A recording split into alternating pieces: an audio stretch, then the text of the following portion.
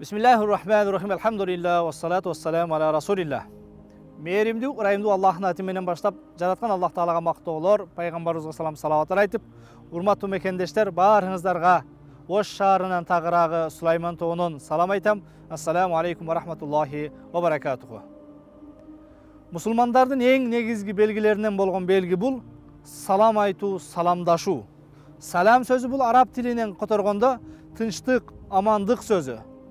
Мына ушундай тынч, аман мамлекетти берген, тынч мына ушундай бир өнүккөн, өскөн, аман болгон, таза болгон шаарларды берип, мына ушул шаарлардын коногу кылып, тургуну кылып жараткан Аллах Таалага мактоо, анын пайгамбарына салам салаваттар айтабыз. Урматтуу мусулман бир туугандар, пайгамбарыбыз саллаллаху алейхи ва саллям Buniyal İslam alen nazafa. İslam dini тазалыкка негизделген. Башка бир хадисинде ат-тухуру шатрул иман. Тазалык ыймандын негизи дейт. Демек, биз мусулман адамдар. Өзгөчө Роббим Аллах, пайгамбарым Мухаммад дегендер, биз карманган дин ислам дини. Бул ислам динин негизги өзөктөрүнүн, негиздеринин бири бул тазалык экен. Ыймандуубуз, момунбуз дейбиз. Момундуктун жарымы тазалыкка байланган дейт пайгамбар саллаллаху алейхи ва саллям. Ошондуктан дагы урматтуу мекендештер, кайсыл гана фикый китептерди ачпайлы. Ал жерден нике үйрөнөбүзбү, талак үйрөнөбүзбү, шариаттын кандай гана эрежелери болбосун, эң баштапкысы орозо, зекет, эң баарынан да биринчи бардыгы Дарат китабы тахара деп, Дарат тазалык китеби менен башталат. Мусулман адам качан тазалыкты үйрөнсө, андан кийин орозону, андан кийин намазды, андан кийин зекет, андан кийин жана калган адамдардын ортосунда болгон мамилелер жана башка амалдар. Ошондуктан да келиңиздер. Бүгүн биз сиздерге мына ошол Сулайман тоого балдар менен саякаттап чыгып башка кылып, кайрылууну туура көрүп отурабыз. Анткени мына ушундай бир коомдук жайларды бир аяр сактасак, аяп сактасак. Өзгөчө Ош дегенде бул Оштун символу деп мына ошол Мажурумталды, Сулайман тооду билебиз. 3000 жылдан ашык тарыхы бар.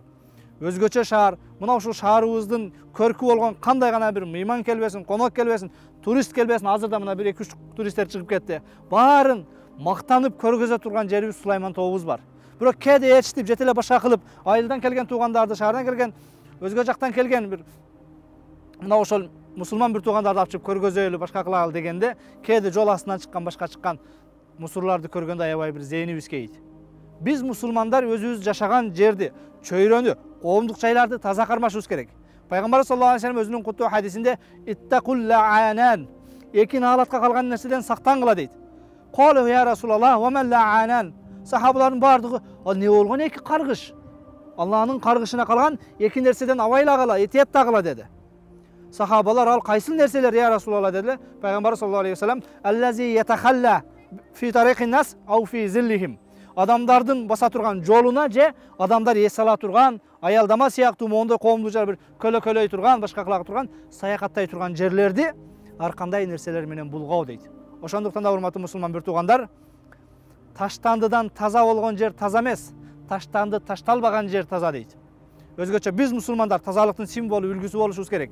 Даанышман аалымдардын бирөөсүнөн эмне үчүн асман чайыттай көк күмөк таптаза десе, анткени мына ошол адамзаттын путу жетпегендиги үчүн дейткен. Кайсыл жер Аллах Таала тарабынан тоолор болсун, парктар болсун, таза болуп, кооз болуп жаратылат экен, бирок качан гана адам баласынын путу жеткенде мына ошол нерсени булгайт экен. Келиңиздер, булгаган эмес, жырткан, бузган эмес, оңдогон, кооздогон, тазалаган үммөт бололу. Жараткан Аллах Таала тарабынан берилген бул кооз шаарыбыз баарыбыз үчүн аманат.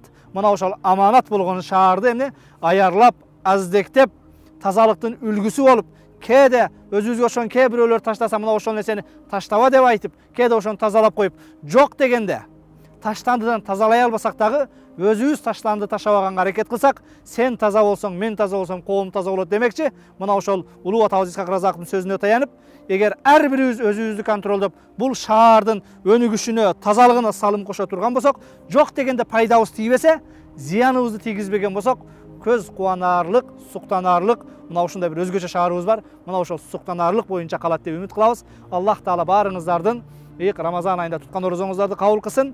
Мына ошол жашаган чөйрөнү, коомчулукту тазалап, таза кармаганга баарыбыз аракет кылалы. Buniyal İslam alan nazafa, биздин дин тазалыкка негизделген. Ат-тухуру шатрул иман, тазалык ыймандын жарымы дейт. Ыйманыңыздарда, намазда баарыбыз бекем бололу. Ассаламу алейкум ва рахматуллахи ва баракатуху.